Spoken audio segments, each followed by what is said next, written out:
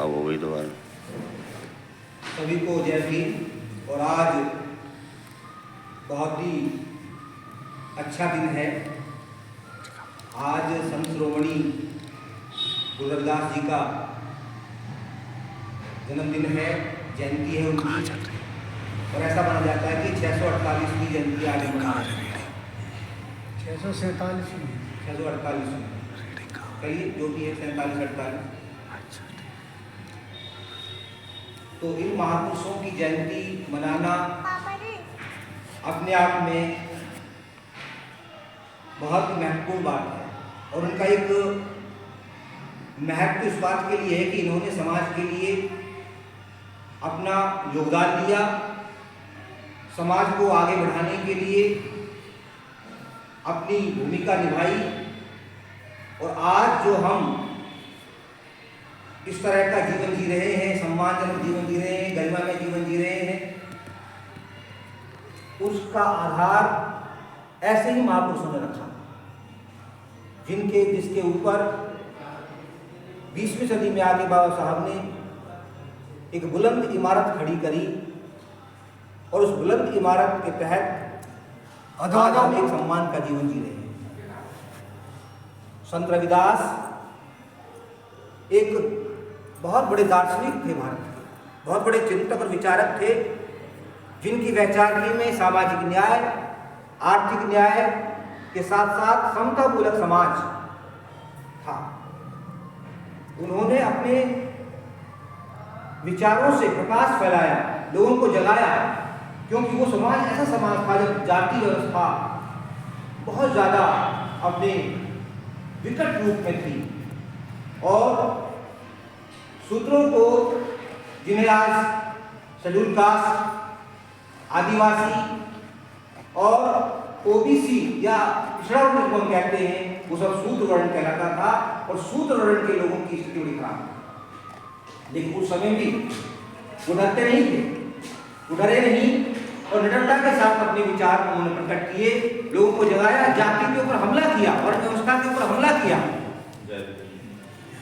तो उनके बहुत सारे ऐसे विचार हैं जिनमें से उन्होंने कहा कि भाई व्यक्ति जाति से कोई बड़ा नहीं है, जाति से कोई छोटा नहीं है।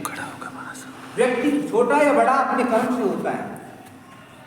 तो उन्होंने कहा कि जाति से ना कोई ऊंच है और जाति से ना कोई नीच, नरकू नीच कर डाल है ओछे कर्म की नीच। व्यक्ति जब ओछे कर्म करता है, गलत काम करता है, वो व्यक्ति नीचा है। जाति से कोई ऊंचा नहीं होता है, जाति से कोई छोटा नहीं होता है, कर्म से ऊंचा होता है और कर्म से ही वो व्यक्ति नीचे गिरता है। जाति पर और हमला करते हुए उन्होंने कहा कि जाति जाति के फेर में उलझ रहे सब लोग, मनुष्य पापों खा रहा रैदास जाति का लोग। तो वो मानव जाति को बचाने के लिए अपने मन में ऐसा विचार रखते थे कि अगर हमें अपनी इस मानव जाति को बचाना है, इस देश को बचाना है, तो इस जाति को खत्म करना है। जाति एक बीमारी है, एक रोग है। और जब तक इस बीमारी का इलाज नहीं होगा, हमारा ये जो शरीर है, ये जो मानव जाति की शरीर है, ये स्वस्थ नहीं हो सकता। फिर उन्होंने कहा कि जाति जाएगी कैसे, क्योंकि जाति हमारे समाज में बहुत गहराई तक घुसी हुई है। जात जात में जात है, जय चेतन में पात। जात जात में जात है, जय चेतन में पात। रैदास मनुष्य ना जुड़ सके जब तक जात में जात। ये मनुष्य के बीच की जो एकता है, उस एकता के मार्ग का सबसे बड़ा जो रुकावट है, बाधा है, वो जाति है। जाति को हमें खत्म करना पड़ेगा, तब हमारा समाज, हमारा देश आगे बढ़ेगा। ये कितने बड़े दर्शन है, ये कितना बड़ा उनकी फिलॉसफी थी। क्योंकि उस जमाने में 600 साल पहले इस बात को कह रहे थे। उन्होंने उस जमाने में स्वाधीनता की बात करी, गुलामी का विरोध किया। और उन्होंने कहा कि हम जब गुलाम रहेंगे तो हमें कोई पूछेगा नहीं, हमें स्वाधीनता के लिए लड़ना चाहिए, अपने आप को स्वतंत्र करना चाहिए, स्वतंत्र करना चाहिए मानसिक गुलामी से, स्वतंत्र करना चाहिए विश्वास का खंड और ध्वंस। तभी हम आगे बढ़ सकते हैं। धर्म की सहजता पर, सरलता पर उन्होंने जोर दिया। मन चंगा तो कठोर में कि जो लोग तीर्थ जा रहे हैं, गंगा जा रहे हैं, कोई कहीं मंदिर में जा रहा है, तो क्या जरूरत है? जरूरत ही नहीं है कुछ। हमें अपने मन को साफ करना चाहिए। अगर मन साफ है हमारा तो हमें कहीं तीर्थ जाने की जरूरत नहीं, कोई पूजा पाठ करने की कोई जरूरत नहीं। मन ही पूजा मन ही धूप। उन्होंने कहा कि मन ही पूजा है और मन ही धूप है। मन ही सेतु सहज स्वरूप। कि अगर आप किसी ईश्वर को मानते हो तो सिर्फ अपने मन से मानो उसको और मन को साफ करो। मन साफ है तो सब कुछ ठीक है, नहीं तो आप कुछ भी करते रहो सब बेकार।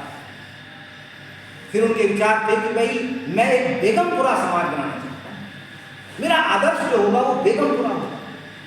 बेगमपुरा का मतलब है कि ऐसा समाज जिसमें कोई दुख, पीड़ा, तकलीफ, अपमान, उत्पीड़न, प्रताड़ना ना हो। ना जाति के नाम पे, ना गरीबी के नाम पे। ऐसा चाहूं राज में मिले सबन को अन्न। ऐसा चाहूं राज में, वो कहते हैं कि मैं ऐसा राज चाहता हूं जो सब रोटी खाएं, भूखे ना मरे, सबकी जरूरतें पूरी हो, घर मकान सबको मिले। ऐसा चाहूं राज में मिले सबन को अन्न, छोट बड़ो सब बसे, रैदास रहे प्रसन्न। और जो जाति की वजह से सब लोग आपस में बटे हुए हैं, दूर दूर रहते हैं, अछूतों को तो समाज से बाहर रखा जाता था, वो सबको साथ रहना चाहिए, सब एक साथ रहेंगे तभी समाज आएगा। तो इस तरह से ये विचार उन्होंने दिए जो कि बहुत ही क्रांतिकारी विचार थे। इसमें सामाजिक परिवर्तन, सामाजिक न्याय के बीज छुपे हुए थे। और ये वो भी वही बीज थे जिनको तथागत गौतम बुद्ध ने रोपा था आज से 2500 साल पहले। उन बीजों को दोबारा से पानी देने का काम संत रविदास, संत कबीरदास ने किया। और फिर बाद में ज्योतिबा फूले, छत्रपति साहू जी महाराज, परम पूज्य परम श्रद्धेय बाबा साहेब डॉक्टर अम्बेडकर, इन्होंने उन बीजों को जो रोपे गए बीज थे उनको बड़े बड़े वृक्ष में तब्दील कर दिया और ऐसे वृक्ष बना दिया उन बीजों को जो आज हम सबको फल दे रहे हैं, हम सब सुख सुविधा का जीवन जी रहे हैं। तो इस अवसर पर मैं सभी सामाजिक न्याय के योद्धाओं को नमन करता हूँ, संत शिरोमणि गुरु रविदास को नमन करता हूँ, बाबा साहब को नमन करता हूँ तथा गौतम बुद्ध को नमन करता हूँ और यही अपनी वाणी को विराम देता हूँ। जय श्री बुद्धाय, जय श्री। बहुत बहुत धन्यवाद। डॉक्टर साहब ने बहुत ही विस्तार से और हम सबको अवगत कराया और गुरु रविदास जी के बारे में, जीवन शैली के बारे में बहुत ढंग से बताया। कहा गया है कि मन चंगा कटौती में गंगा। अब मैं अनुरोध करूँगा अपने पूर्व प्रधान महोदया श्रीमती पूनम देवी से, वो आए अपना विचार रखें।